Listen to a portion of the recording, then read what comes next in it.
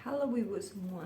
Nah, hari ini aku mau sharing tentang black teeth ovum atau BO gitu. Apa sih BO itu, dan kenapa orang tuh bisa BO dan lain sebagainya. Oke, mungkin eh, ini berdasarkan pengalaman pribadi aku. Jadi waktu itu di kehamilan pertama aku divonis mengalami BO. Nah, BO itu apa? Jadi BO itu memang satu kondisi di mana ketika kita hamil, yang membesar itu hanya kantong kehamilan, sementara di dalam kantong itu tidak berisi janin ya. Nah, BO itu sendiri tidak sama dengan hamil anggur. Nah, kalau hamil anggur itu di dalam kehamilannya berisi seperti bulat-bulat tuh ya. Nah, saya kurang terlalu paham hamil anggur, tapi kalau untuk BO sendiri itu kurang lebih seperti ini. Nah, jadi ini kantong kehamilan, kemudian di sekelilingnya ini kan ada ketuban ya. Tapi di dalam janin, di dalam ini tuh nggak ada janinnya. Nah, saat itu ini USG ketika kehamilan berusia 8 minggu.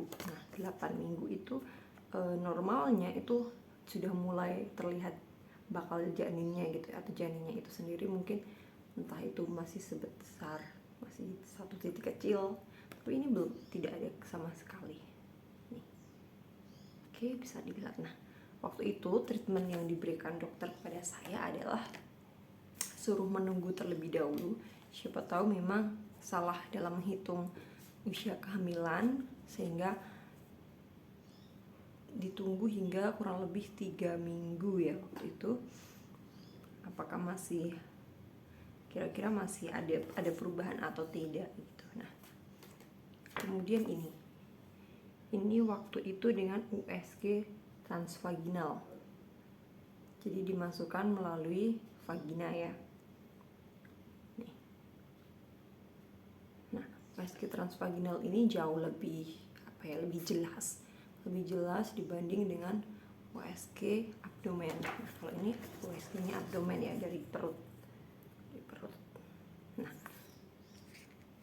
ternyata ketika dilakukan USG transvaginal tetap tidak terlihat janinnya, yang terlihat hanya kantong kehamilan. Jadi memang ketika kita tes pack itu hasilnya akan positif, dan kita juga akan merasakan gejala kehamilan karena memang posisinya kita memang sedang hamil. Hanya saja si ini embrionya tuh tidak berkembang gitu ya, tidak mampu untuk berkembang menjadi seorang janin.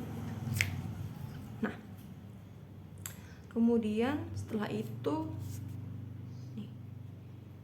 ini USG-nya tidak terlalu jelas ya, tetapi memang janinnya tetap tidak ada. Waktu itu sudah USG usia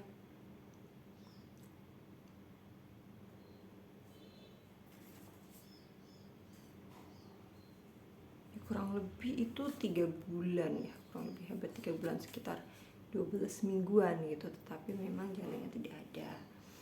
Nah, mungkin Bunda bertanya kenapa nggak cari dokter lainnya. Sebetulnya ini sudah dokter yang berbeda. Nah, kalau dokter pertama ini jauh lebih sadis ya, bisa dibilang. Jadi memang tidak semua dokter kandungan itu ramah gitu ya. Nah, jadi mungkin juga maksudnya beliau memang supaya saya tidak terlalu berharap gitu dan lain sebagainya. Jadi beliau pada saat hasilnya seperti ini, ketika di USG transvaginal pun tetap tidak ada janinnya, beliau sarankan untuk langsung urat pada saat itu juga gitu, karena memang ya pada akhirnya juga dia akan gugur sendiri. Nah, kalau gugur sendiri itu yang dikhawatirkan akan memunculkan pendarahan. Nah, saya USG 3 minggu. Setelah itu saya USG di tempat yang berbeda, di rumah sakit yang berbeda, itu juga masih belum ada gitu ya.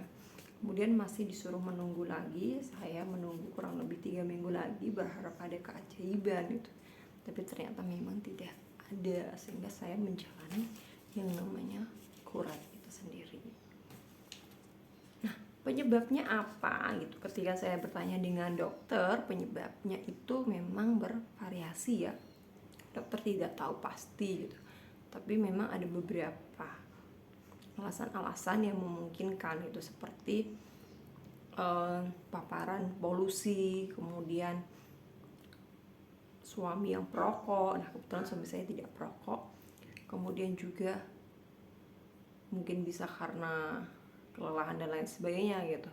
Tapi pada intinya itu disebabkan oleh kualitas entah itu dari sel telur atau sel sperma yang kurang bagus gitu, yang ketika mereka bertemu sehingga mereka tidak mampu untuk berkembang seperti itu. Nah jadi itu penjelasan dari saya berdasarkan pengalaman saya pribadi. Terima kasih.